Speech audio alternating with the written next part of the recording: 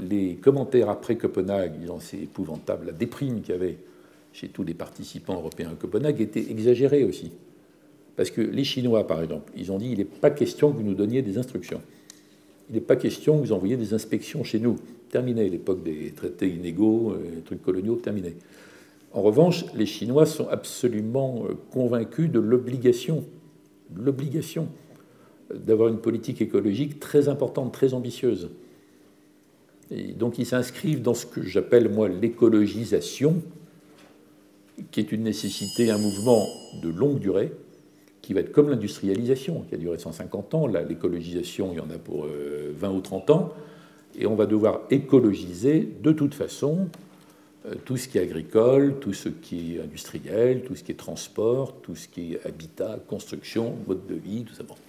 Et c'est à la fois perturbant au début, compliqué, stimulant, intéressant, et ça va dégager de nouvelles marges de compétitivité, de productivité. On va faire des bonds en avant. Il y aura des quantités absolument extraordinaires de progrès scientifiques dans tous les sens, même si les opinions ne croient plus au progrès scientifique.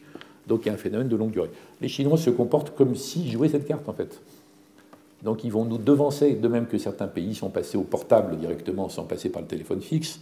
Vous allez voir sur tous les sujets, que ce soit l'énergie ou la voiture électrique, ou bien l'évolution justement des molécules chimiques, où là pour le coup c'est plutôt l'Europe qui a pris de l'avance avec REACH, mais ça oblige une partie des autres dans le monde à s'aligner sur ce qu'il y aura de mieux au sortir des processus REACH, et ça va devenir une concurrence pour la meilleure compétitivité de demain.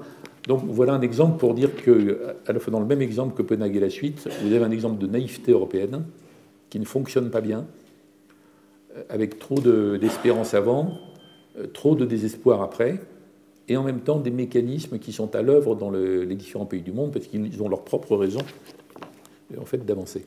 C'est pour ça que autant je mets en garde, moi, contre les illusions sur la communauté, la gouvernance, le multilatéralisme, etc.